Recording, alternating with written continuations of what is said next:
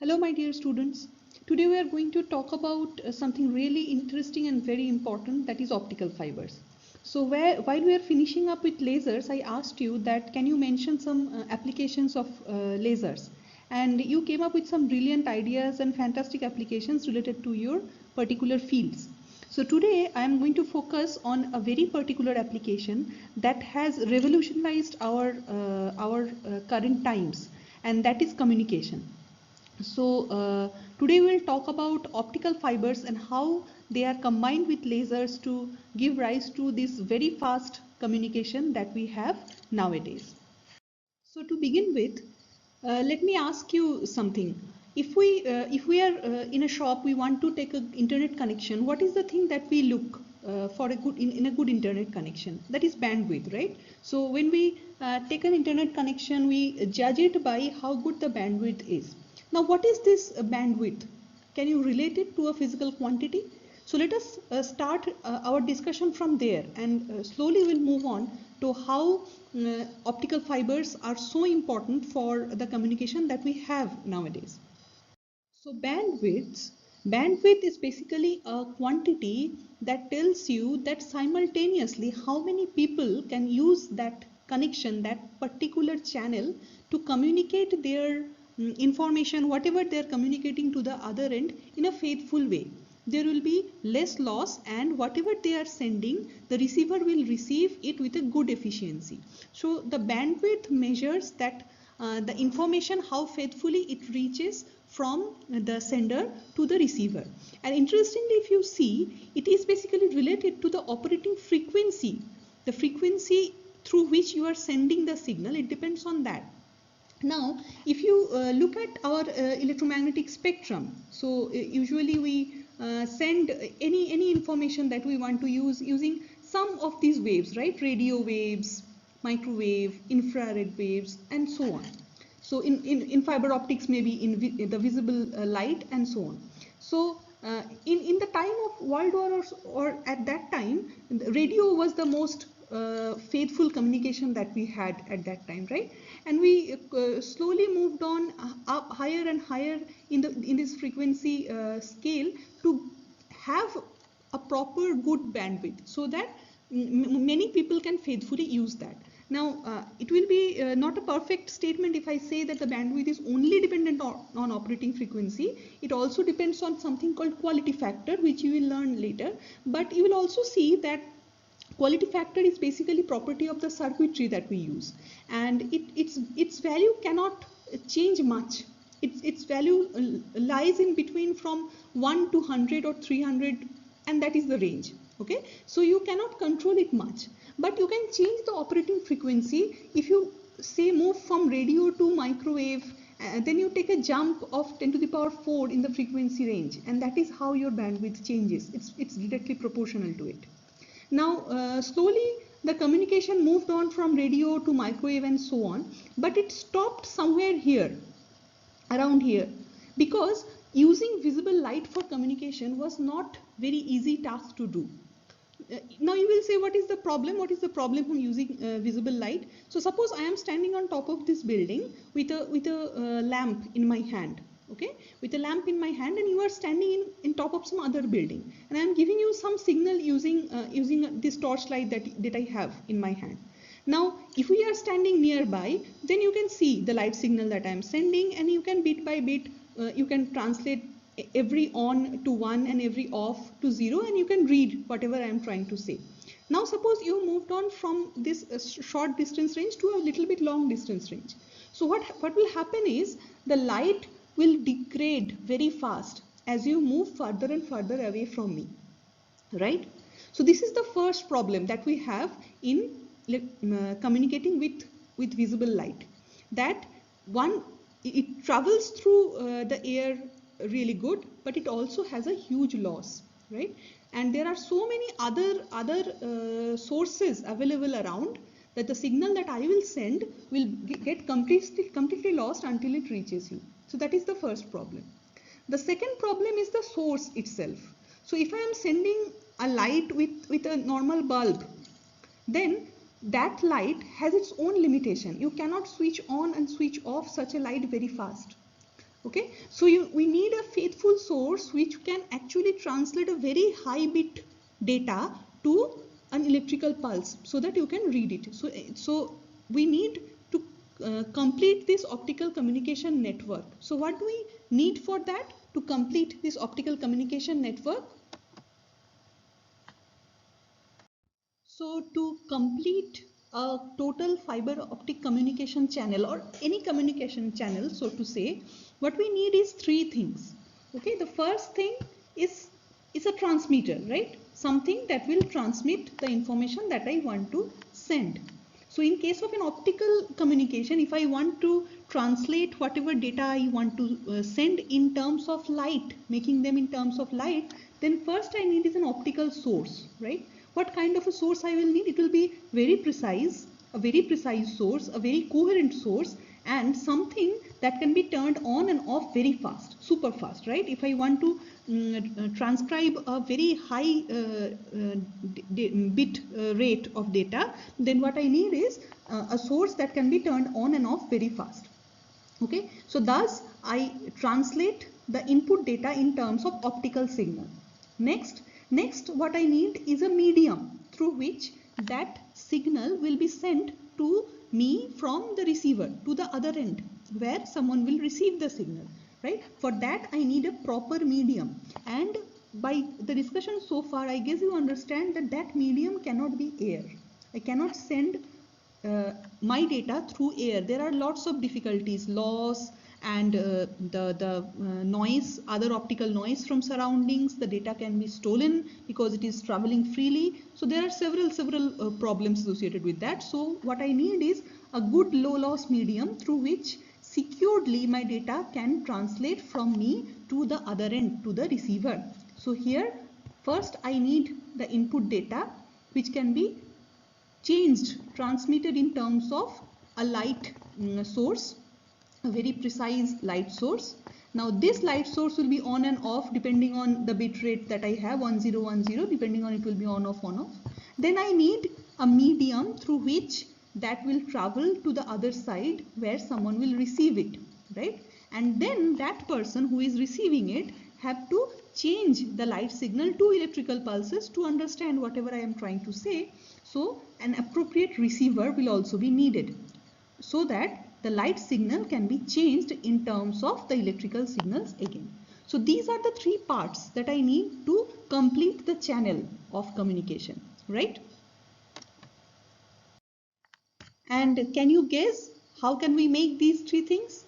It is really interesting to see that all these three things, a receiver, good optical source, and a low loss medium appropriate for sending the signal from one place to other, were almost invented at the same time. It is really interesting to see the optical receivers, right? You know what it can be. It is none other than photodiodes. You have worked with them in lab, and you know that photodiodes can detect light. There are several advanced versions of it obviously right now, but the photodiodes were made around in 1948. And next comes a source. I guess you already understood what this source is going to be, right? A precise source, a coherent source which can be turned on and off super fast. You know this. These are lasers which we have just finished 1 week earlier. So lasers were invented around in 1960s. And what is the low loss medium? Now, if it is not air, and if we are looking for something which will take light securely from one place to other, what is the other medium that comes to your mind? Glass, right? Glass is kind of an obvious choice there. But glass has a severe loss of light. I cannot take light through glass from one place to other. People have tried and people have failed with that. But made with glass, a fiber-like structure that does the job and takes the information securely from one place to other, kilometers after kilometers, is optical fiber. Optical fibers were first successfully made in around 1950s, 52 to be precise. And today we'll focus mostly on learning how these things are made and how these things work. Okay, so what is an optical fiber? An optical fiber is basically a flexible transparent fiber It is usually made by drawing glass. Nowadays it is also made by drawing plastic, and the diameter is slightly thicker than that of a human hair. I guess you all have seen these optical fibers. They are so common nowadays, and they are often meant to transmit light between two ends. And the structure of the fiber, if you see it, it is very interesting, and it works on a very simple principle as well. So the fiber works like basically a pipe, and from one end the light enters, and only from the other end it can exit through the wall of the fiber. There is no way out of the light. And why so? We'll see it if we look into the structure of the fiber. Okay, so the structure of the optical fiber I have shown here in this figure. Okay, so if we focus, we can see there are three parts in this structure. So at the very center you have a glass rod like structure which we call core. On top of that we have another transparent media which is covering the core, and we call it cladding. And finally on top of it we have a buffer or a jacket, but this jacket doesn't have any role to play in the communication. It is just for the protection of core and cladding. So whatever happens inside optical fiber is basically happening at the core cladding interface. Okay, so while choosing the media for core and cladding, what we do is that we choose core refractive index to be slightly higher than that of cladding. So core will be something that has higher refractive index than cladding, because what we are looking for is a total internal reflection at the core cladding interface. So if you just a quick revise of what total internal reflection is, that suppose I have water here, air here, it's a denser media, it's a rarer media, and light travels, you know it will move away from the normal, right? Now there is a particular angle which we call critical angle. There it grazes the surface, and after that if it increases further, it comes back within the media itself. It is not going out, and this is called total internal reflection. So this simply means that if I have a highly dense media here, and I cover it with from all the sides I cover it with a media which has less refractive index, then the light that once enters the media, I can trap it inside the media forever unless it gets out from the other end. And this is what we do inside an optical fiber. We trap the light inside the core, and it can only get out from the other side, where the other face of the optical fiber. Okay, so how does it work? So let us consider that this is the optical fiber, and we are seeing it from the side. Okay, so this is the core, and this is cladding on the both sides. So we are having a side view of the optical fiber, and this is the media outside. It is, say the optical fiber is lying in air, so this is air, and so I have written n is equal to 1. N is the refractive index, and this is equal to 1. N1 is the refractive index of core, and N2 is the refractive index of cladding. Now suppose a light ray enters the interface between the outside media, which is air, and core. So the light will enter. It might bend a little bit depending on the difference between these two medias, and it will bend a little bit, and it will enter, and it will hit the core cladding interface. So what we want is that this angle of refraction should be greater than 90 degree. It should come back inside. There should be a total internal reflection. So the light will be reflected from the core cladding interface, and it will come back and hit here, and again totally internally reflected, and go like that, and it will go on reflecting unless the other face is cut open, and there the light exits, and the receiver can get it, decode it using his own photodiodes and everything. Okay, so our target is to have a light source here, pulsate it depending on the data we have, on off, and that light should enter and never come out of the core, getting reflected again and again from this core cladding interface. Okay, so if we talk about this, then you surely understand that for all incidence angle it will not happen, right? So for any incidence angle here, all the lights cannot get totally internally reflected, because There are several factors here. What are the factors? The refractive index of the outside media, of course, the refractive index of core, and that of cladding. Depending on these three things, this theta1 and theta2 will change, and depending on that, the total internal reflection either will happen or not happen, right? Thus, we define a quantity called acceptance angle. Acceptance angle is defined as the maximum external incidence angle for which light will propagate through the fiber. So this light that comes and falls on the core and outside media interface on the face of the optical fiber, the incidence angle, this incidence angle has a maximum range beyond which if a light comes and hits the face of the optical fiber, it will not get internally reflected. It will just leak out. It will just pass through the cladding and leak out of the optical fiber. So there is a maximum angle, and that angle is usually denoted by theta A. It's called acceptance angle, and up to that angle, whatever the lights are coming where incidence angle is less than that, there I can have this total internal reflection. If it is more than that, then I don't have it. So at the acceptance angle, what will happen? At the acceptance angle, if it is the limiting condition, then for exactly at acceptance angle, this incidence angle here should be theta c, isn't it? This should be the critical angle where the light just grazes through the core cladding interface like that, and theta 2, this angle should be equal to 90 degree. So let me clarify this once again.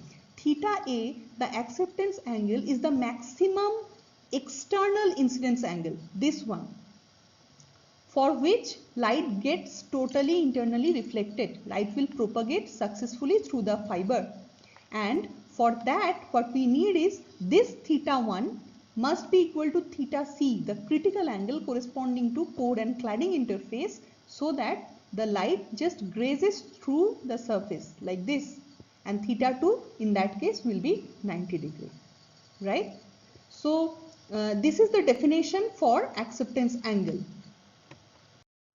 So I guess you can visualize that there will be a certain cone, one cone shaped area inside which all the rays that will pass through, that will go through the fiber, they will somewhere or other get reflected.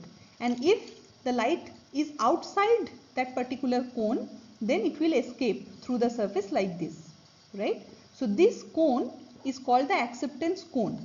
And what is the acceptance angle? Acceptance angle is just the half of this top angle, right? Because from this side also light can go, and from that side also light can go. So this top angle of the cone is equal to twice of that acceptance angle.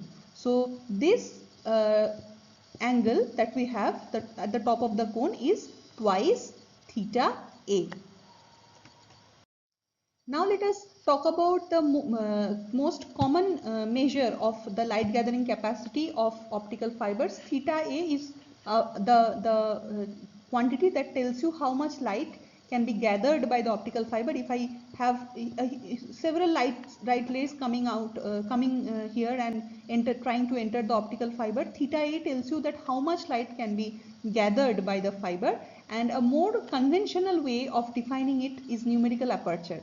I'm sure that you came across this term while doing your labs using the optical fibers. So numerical aperture is a measure of how much light can be gathered or collected by an optical fiber. It is related to the acceptance angle by this formula. Okay, N is the refractive index of the media outside, and don't forget this N, and then sine theta A. The acceptance angle, take a sine of it, and this will give you the numerical aperture. This is a more formal way of defining the light gathering capacity of the optical fiber. Now we will do a very quick derivation to see that how this numerical aperture is depending on N1 and N2. I am sure that you used this formula while doing your lab, and by the discussion that we already have, I guess you will be able to do it. So for this we just have to consider that what is theta A. We have to figure out what is theta A, and for that we have to consider that this theta 1 is theta C when the light is incident at the angle theta A, and theta 2 becomes 90. So once we evaluate what will be the value of theta A, we can take sine of it and multiply n with it to get the value of numerical aperture. So I will attach the proof. It is a small mathematical derivation. I will attach the proof here with, but I will ask you to try it on your own first and then just see that how the proof goes. So you can pause the video right now and try the derivation on your own for say 5 minutes or so, and then you can check out that how the derivation comes on. Okay, so let us consider that a ray has been launched inside the optical fiber and it is exactly launched at the acceptance angle, right? So let us consider in the figure that you see on the top that the incident ray that we see here are launched on the optical fiber's face at an angle theta A, okay? And that ray, as it enters the media of the core, gets a little bit of suffers from a little bit of refraction, right?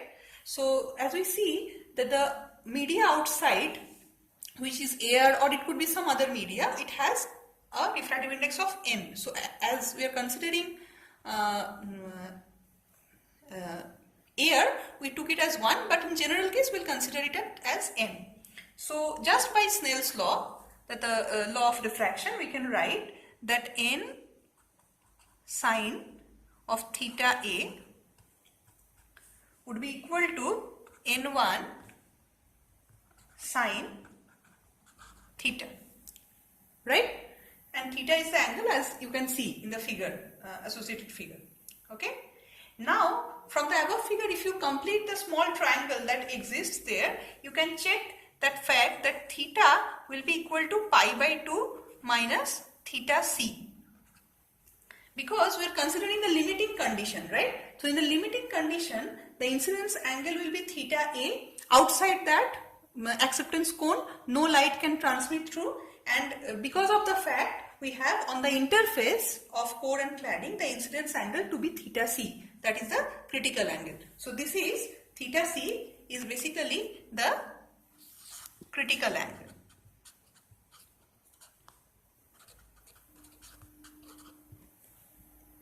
Okay, so from the triangle that contains both theta C and theta, you can see that theta will be pi by 2 minus theta C. Let us keep this tool in our hand and we put that here in this equation. Okay, so what do we have? N sine of theta A, that is the acceptance angle, will be n1. Sine of, we replace it by this. So it will be pi by 2 minus theta C, right? So that simply changes to cos theta C, okay? Fine. So we get the value of sine theta A.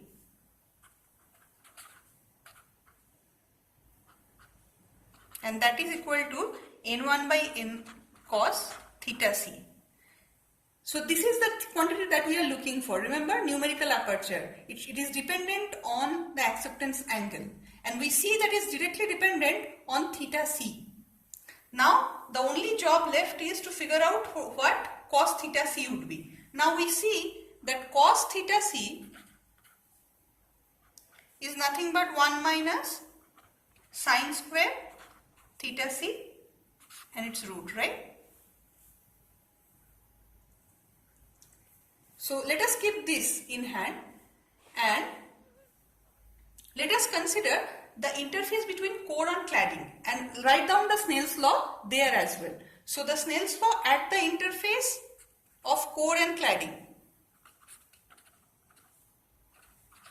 Interface of core cladding, okay?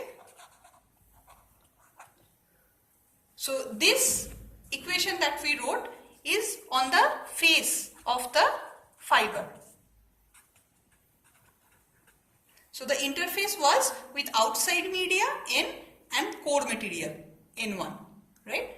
Now we are considering the interface between core and cladding. So there also you can write down the Snell's law and it will be N1 sine of theta C will be N2. Now what will be that theta 2?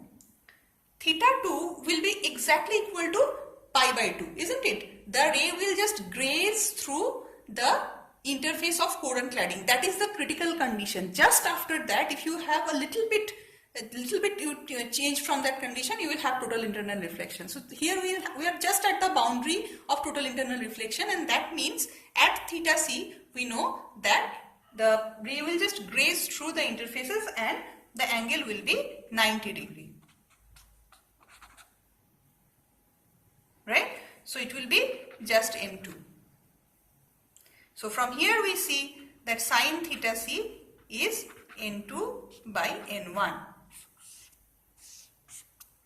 This is something that you already know, but I derived this for you.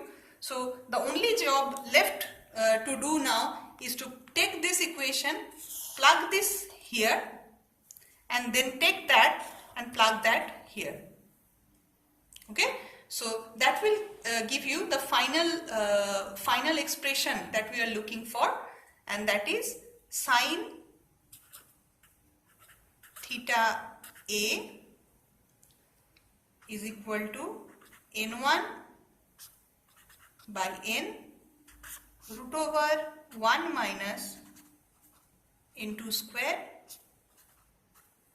by N1 square. Okay, so this is how you prove it. You take this inside and you get the expression that is the most common and familiar expression for the numerical aperture. So thus we have proved that the equation of the dependence of numerical aperture on the core and cladding's refractive indices, it goes as something like this. Numerical aperture is n core square minus n cladding square root.